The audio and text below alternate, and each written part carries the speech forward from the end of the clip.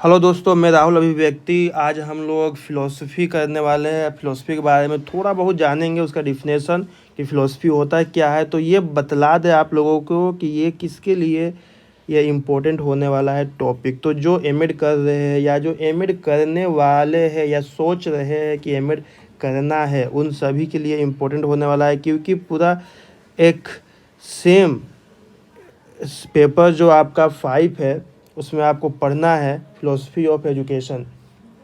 ठीक है, तो पहले तो हम लोग फ़िलोसफ़ी को समझेंगे, फिर एजुकेशन को समझेंगे, और फिर दोनों को मिक्स करके समझेंगे कि फ़िलोसफ़ी ऑफ एजुकेशन जब होगा तब क्या होगा एजुकेशन में, कैसे और एजुकेशन को इम्प्रूव किया जा सकता है और एजुकेशन को और आसान बनाया जा सकता है। तो चलिए हम लोग यहाँ पहले देखते हैं फ़िलोसफ़ी। तो फ़िलोसफ़ी का अर्थ होता है दर्शन हिंदी में, और हम लोग इसको दर्शन शास्त्र बोलते हैं, दर्शन बोलते हैं। और ये जो फ़िलोसफ़ी है ये आपका ग्रीक शब्द से निकला है, ग्रीक के 2 शब्दों से, यानी फ़िलोस जिसका मतलब होता है लव, प्रेम, अनुराग, यहाँ प्रेम, और सोफिया जिसका मतलब होता है ज्ञान, बुद्धि, विजडम। तो इन दोनों को मिला देने से बन जाता है लव ऑफ विजडम, यानी ज्ञान का प्रेम।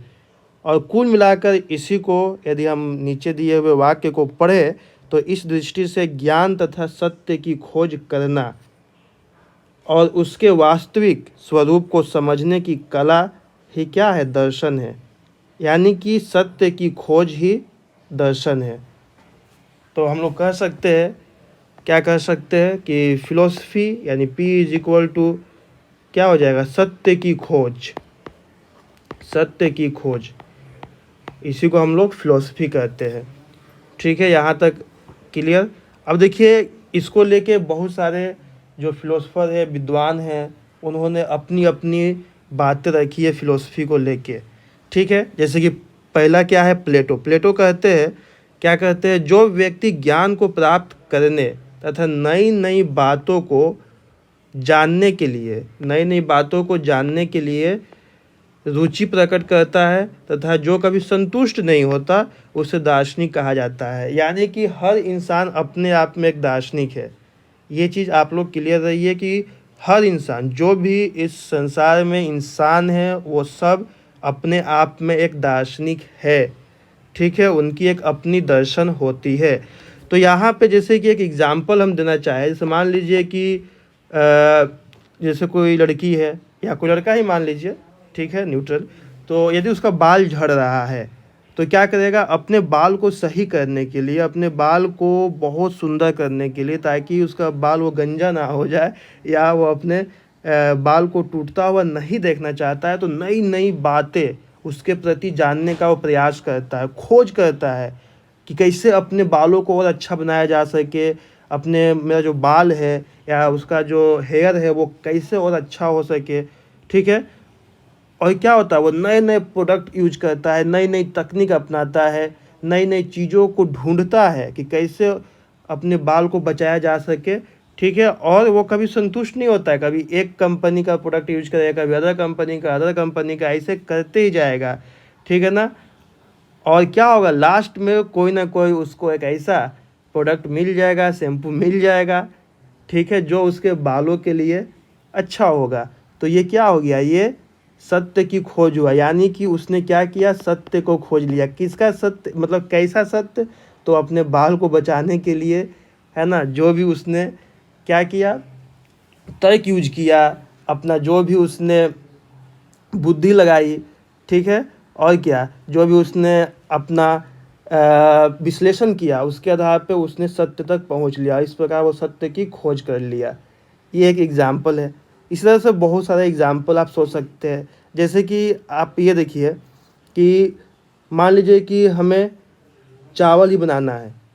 ठीक है, तो यदि चावल बनाना है तो हमें एक ऐसा टेम्परेचर करना पड़ेगा, या किसी ऐसा कीजिए, किसी आप नए इंसान को जिसको कुछ खाना बनाना नहीं आता है, उसको आप दे दीजिए कि लो तुम चावल बनाओ। वो क्या करेगा, या तो चावल को जला देगा या चावल को गीला कर देगा। लेकिन जब वो 2 3 4 5 बार बनाते रहेगा तो वो चीज़ों को क्या करेगा, विश्लेषण करेगा, उसको क्या करेगा, चेक करेगा कि आखिर हम कहाँ गलती कर रहे हैं, आखिर चावल हमसे जल क्यों जा रहा है, चावल हमसे गीला क्यों हो जा रहा है। और लास्ट में वो उस सत्य को खोज लेगा, जिससे कि क्या होगा, चावल सही सही बन जाएगा।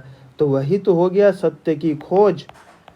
ठीक है, तो ये क्या हुआ, क्या वो दर्शन हुआ कि नहीं हुआ? ऑफकोर्स वो भी एक दर्शन हुआ। अब देखिए यहाँ पे क्या लिख रहा है, एक और महान फिलोसफर है जिनका नाम है शापनहावर।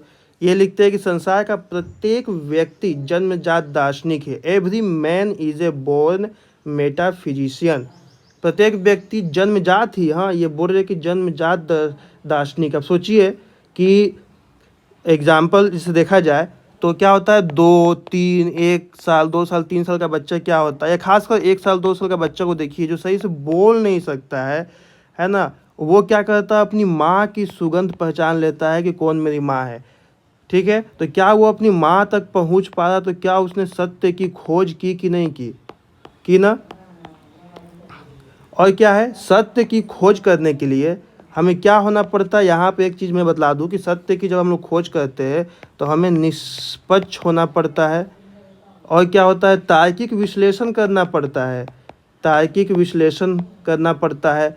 और तार्किक विश्लेषण का मतलब हो गया आपका, हमें जैसे कि मान लीजिए अब तार्किक विश्लेषण कीजिएगा, तो तार्किक विश्लेषण किस आधार पे कीजिएगा, तो आपको लॉजिक, कोई चीज़ को आपको ढूंढना है तो उसके लिए आपको तथ्य चाहिए और क्या चाहिए, आपको प्रमाण चाहिए, तभी तो आप चीज़ों मतलब आप मेन जो भी आप सत्य खोजना चाहते हो वहाँ तक आप पहुँच सकते हैं।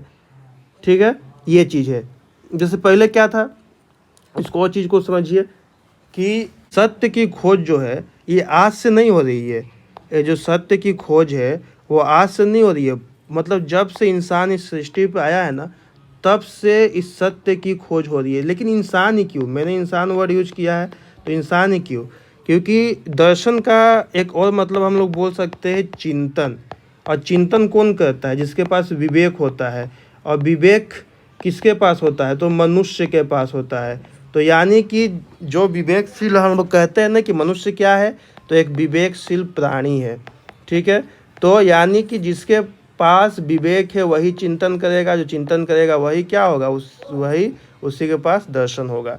तो उसका एक अपना दर्शन होता है। अब यहाँ देखिए, जैसे कि प्राचीन समय से लोग क्या, या अभी देख लीजिए लोग क्या जानते हैं, क्या जानना चाहते हैं कि मृत्यु होती क्या है। ठीक है ना, उसके बाद क्या है, समानता क्या होती है। ठीक है, सत्य क्या होती है, झूठ क्या होती है कि नहीं है, जीवन क्या होता है, मृत्यु क्या होता है। ठीक है ना, नैतिकता क्या होती है। ठीक है, बंधुत्व क्या होता है। ठीक है ना, हम लोग हर तरह का हम लोग सवाल जानना चाहते हैं कि प्रकृति क्या है, प्रकृति होती क्या है। ठीक है ना, क्या ईश्वर है कि नहीं है, कि ईश्वर का अस्तित्व है तो कैसे है, या नहीं है तो फिर कैसे है, कैसे मान ले कि ईश्वर है भी कि नहीं भी है। ठीक है, जीवन का उद्देश्य क्या है हमारा, बहुत सारी चीज़ें, मतलब कि अनगिनत ऐसे सवाल है जिसको हम लोग खोजते रहते हैं। और जब हम लोग खोज लेते हैं तो क्या होता है, हम लोग सत्य तक पहुंच जाते हैं, यानी सत्य की हम लोग खोज कर लेते हैं। और यही सत्य की खोज क्या होती है, दर्शन होती है। तो काफ़ी आप लोगों को समझ में आया होगा अभी तक, कि काफ़ी हद तक आप लोग क्लियर हुए होंगे। और क्या है, नेक्स्ट हम लोग देखते हैं कि जैसे यहाँ पे, हाँ एक बर्ट्रैंड रसल है, वो कहते हैं कि अन्य क्रियाओं के समान दर्शन का मुख्य उद्देश्य ज्ञान की प्राप्ति है। यानी कि हम लोग ज्ञान की जो प्राप्ति करते हैं वही क्या है, दर्शन है। तो ऑब्वियस सी बात है, सब तो ज्ञान का प्राप्ति करता ही है। जैसे कि आप एग्जाम्पल ले लीजिए, दोनों टॉपिक को मैं जोड़ के एक एग्जाम्पल निकाल रहा हूँ। जैसे कि मान लीजिए एक बच्चा है, और एक बच्चा को हम लोग सिखाते हैं, क्योंकि एक चिल्ड्रन ऐसा तो नहीं कि जन्म लेते ही सब कुछ सीख गया, वो क्या करता है, धीरे धीरे सब कुछ सीखता है। तो सीखने में क्या होता है, वो ज्ञान की प्राप्ति करता है। ज्ञान की प्राप्ति मीन्स कि वो हर चीज़ जब वो सीखेगा, जैसे बच्चा क्या है, मान लीजिए 2+2 कितना होता है, 4 होता है। तो ये बच्चा को थोड़ी पता है कि 2+2 4 होता है, उसने क्या किया, सीखा।